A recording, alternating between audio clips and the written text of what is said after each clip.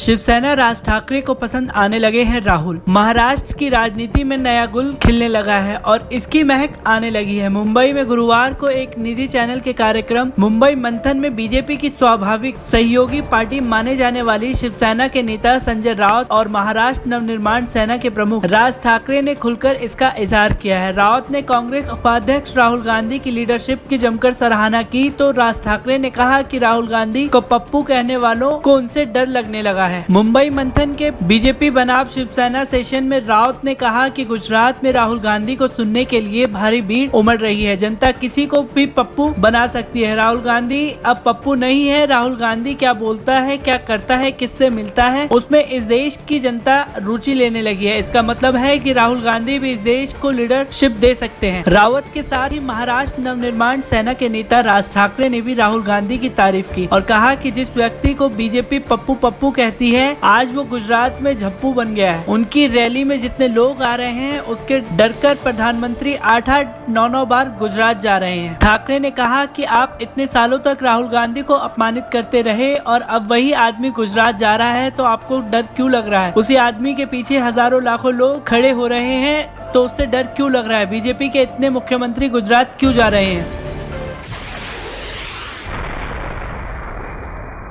उत्तर प्रदेश के नगरीय निकाय चुनाव की अधिसूचना जारी। उत्तर प्रदेश के नगर निकाय चुनाव की अधिसूचना शुक्रवार को जारी हो गई। सभी प्रमुख दलों ने अपने चिन्ह पर लड़ने के ऐलान के कारण बेहद महत्वपूर्ण हो चुके ये चुनाव अगले महीने के दूसरे पखवाड़े में 3 चरणों में होंगे। राज्य निर्वाचन आयुक्त SK अग्रवाल ने यहाँ संवाददाताओं को बताया कि नगरीय निकाय चुनाव की अधिसूचना के तहत तय कार्यक्रम के मुताबिक 22 नवम्बर को 24 जिलों में और 26 नवम्बर को 25 तथा 29 नवम्बर को 26 जिलों में मतदान होंगे। उन्होंने बताया कि चुनाव प्रक्रिया में केंद्रीय अर्धसैनिक बलों को नहीं तैनात किया जाएगा, राज्य पुलिस बल की ही तैनाती रहेगी। अग्रवाल ने बताया कि 16 नगर निगमों, 198 नगर पालिका परिषद और 438 नगर पंचायतों के चुनाव की मतगणना 1 दिसंबर को होगी। पेट में तकलीफ के बाद सोनिया गांधी दिल्ली के गंगाराम अस्पताल में भर्ती। शिमला दौरे पर गई कांग्रेस अध्यक्ष सोनिया गांधी पेट में परेशानी होने के बाद शुक्रवार को दिल्ली लौट आई और उन्हें सर गंगाराम अस्पताल में भर्ती कराया गया है। अस्पताल के चेयरमैन DS राणा ने बताया कि 70 वर्षीय सोनिया गांधी डॉक्टरों की देखरेख में है। राणा ने एक बयान में कहा, सोनिया गांधी को शुक्रवार शाम 5 बजे अस्पताल लाया गया। उन्हें पेट में परेशानी थी और निगरानी रखने के लिए उन्हें भर्ती किया गया है। सूत्रों के अनुसार सोनिया को शिमला से एक एयर एम्बुलेंस से अस्पताल पहुंचाया गया। वह छुट्टी मनाने शिमला गई हुई थी। सोनिया को शिमला से वापस लाने के लिए अस्पताल के डॉक्टरों के एक दल को भेजा गया था। कांग्रेस के सूत्रों ने कहा कि उनकी हालत स्थिर है।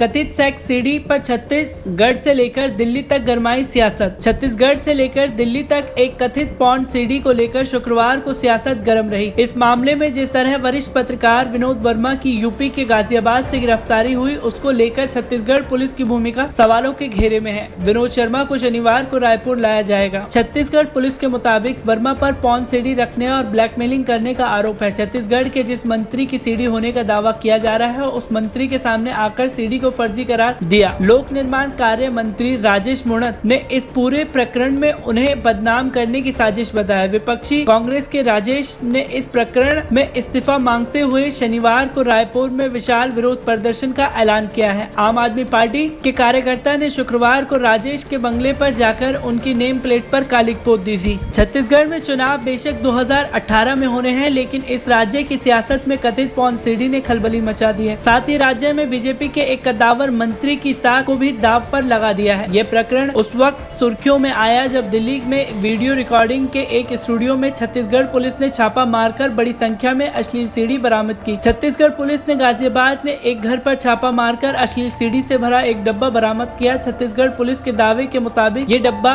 पत्रकार विनोद वर्मा के घर छापा मारकर बरामद किया गया है।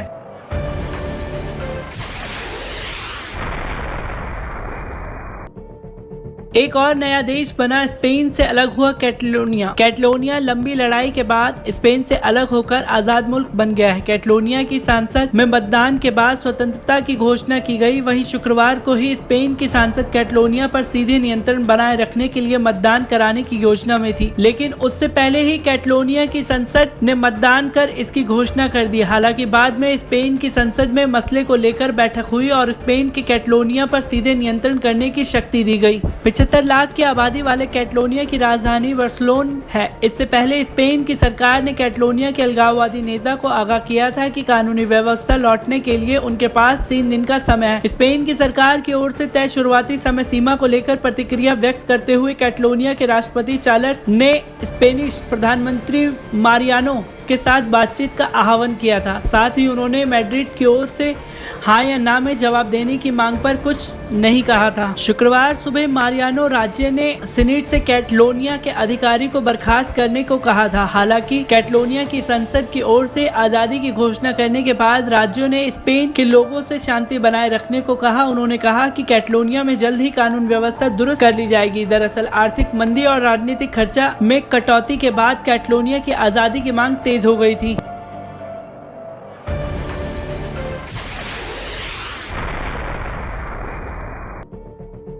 दौड़ती गाड़ी पर चली गोलियों से एक वांटेड ढेर। राजस्थान में जालौर के पास संचौर में शुक्रवार को आंध्र प्रदेश पुलिस की फायरिंग में एक बदमाश की मौत हो गई। इसके साथ एक दूसरा साथी घायल हो गया। घटना उस वक्त हुई जब आंध्र प्रदेश पुलिस लूट के एक आरोपी का पीछा कर रही थी। इसी दौरान पुलिस फायरिंग में बदमाश की मौत हो गई। इस दौरान गाड़ियों की चपेट में आई एक महिला की भी मौत हो गई है। आंध्र पुलिस की सूचना मिली थी कि लूट की वारदात का आरोपी जालोर जिले में छिपा है। पुलिस के अनुसार महाराष्ट्र पुलिस को भी एक संगीन मामले में इसकी तलाश थी। राजस्थान के संचौर रानीवाड़ा स्टेट हाईवे पर फिल्मी स्टाइल में आंध्र प्रदेश के करनौल जिले की डॉन थाना पुलिस लूट की वारदात के आरोपी का पीछा कर रही थी। पुलिस व बदमाशों दोनों अपनी अपनी स्कॉर्पियो में थे।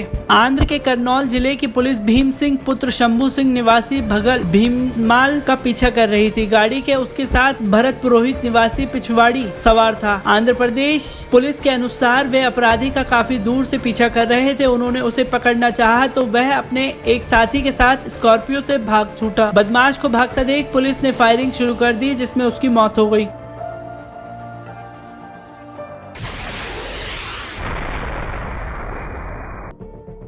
हिना ने साउथ एक्ट्रेस के मोटापे का बनाया मजाक। टीवी एक्ट्रेस हिना खान आजकल बिग बॉस की विवादित कंटेस्टेंट बनती जा रही हैं। बिग बॉस में आए दिन वो कोई न कोई हंगामा करती नजर आ रही हैं, लेकिन हाल ही में हिना एक बड़े विवाद में फंस गई हैं। दरअसल हाल ही में हिना बिग बॉस के घर वालों के साथ साउथ फिल्म इंडस्ट्री को लेकर अपना एक्सपीरियंस शेयर कर रही थी। फिर बातों ही बातों में हिना ने कहा कि उनके पास कई साउथ फिल्मों के ऑफर आए थे, लेकिन उन्होंने इसलिए ठुकरा दिया क्योंकि उन्हें वजन बढ़ाने को कहा गया था।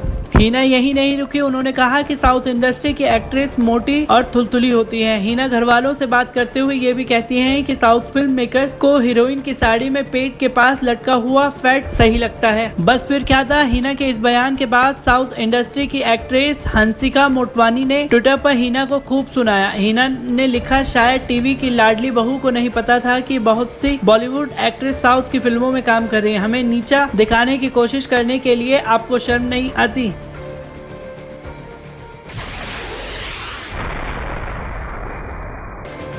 ये 3 लेफ्ट हैंड बैट्समैन एक ही दिन मनाते हैं बर्थडे। श्रीलंका के पूर्व क्रिकेटर कुमार संगकारा, ऑस्ट्रेलिया के डेविड वार्नर और टीम इंडिया के बाहर चल रहे इरफान पठान में एक समानता है। यही तीनों खिलाड़ी एक ही दिन यानी 27 अक्टूबर को पैदा हुए हैं। डेविड वार्नर ऑस्ट्रेलिया के तेज तर्रार ओपनर हैं। कंगारू टीम की तरफ से वह टेस्ट, वनडे और T20 में ओपनिंग करते हैं। एडम गिलक्रिस्ट और मैथ्यू हेडन के बाद डेविड वार्नर ऑस्ट्रेलिया के मैच विनर ओपनिंग बैट्समैन माने जाते हैं। आगामी एशेज सीरीज में वार्नर से बड़ी पारी की उम्मीद ऑस्ट्रेलिया को होगी। वार्नर ने 66 टेस्ट मैच में 20 शतकों की मदद से 5,705 रन बनाए हैं। 101 वनडे में 14 शतकों की मदद से 4,270 रन बनाए। श्रीलंका क्रिकेट में एक बड़ा नाम रहे वनडे और टेस्ट टीम में श्रीलंका के लिए कीर्तिमान रचे। श्रीलंका के 2 विश्वसनीय बल्लेबाज महिला जयवर्धने और कुमार संगकारा ने श्रीलंका के लिए काफी सालों तक बेहतरीन क्रिकेट खेली है। करियर में 134 टेस्ट खेलते हुए 38 शतक की मदद से 12,400 रन बनाए। 404 वनडे में 14,234 रन बनाए, 25 शतक लगाए। 2003 के दौरे में टीम इंडिया के लिए उम्मीद की एक बड़ी किरण बनकर उभरे इरफान पठान ने 2-3 साल बहुत बेहतरीन प्रदर्शन किया। पठान एक सर्वश्रेष्ठ ऑलराउंडर के रूप में उभर रहे थे कि उनके करियर पर विराम लग गया। पठान ने 29 टेस्ट में 1105 रन बनाए, 1 शतक लगाया। 120 वनडे में 1544 रन बनाए, 5 अर्धशतक लगाए हैं।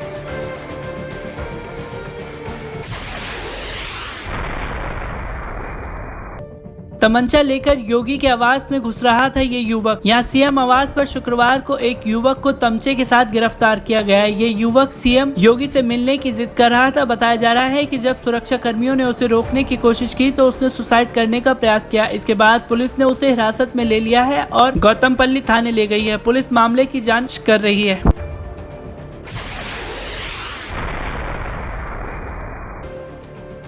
उत्तर प्रदेश के संभल में एक प्रोग्राम के दौरान राधे मां मीडिया पर भड़क गईं। जब उनसे अपने ऊपर लगे आरोपों पर सफाई मांगी गई तो उन्होंने मीडिया को धमकी दी। कहा, तुम क्या दूध के धुले हो? मेरे ऊपर कोई आरोप नहीं है, मैं पाक साफ हूँ। 15 दिन बाद पता चलेगा। घटना गुरुवार रात की है। राधे मां यहाँ कल की महोत्सव में शिरकत के लिए आई थी। प्रोग्राम के दौरान वो काफी देर तक स्टेज पर रही। प्रोग्राम खत्म होने के बाद कुछ पत्रकारों ने राधे मां से उन पर लगे आरोपों के बारे में सवाल किए। ऐसे ही एक सवाल पर वो भड़क गई। जर्नलिस्ट ने कहा, तुम लोग मार डालो मुझे, मीडिया वाले मिलकर मार देंगे मुझे, तो चुप कर, ज्यादा टैंटे ना कर। तुम लोगों ने पागल बना दिया है माँ को। मैं कोई संत नहीं हूँ, माँ हूँ माँ। Bureau report, P2N live.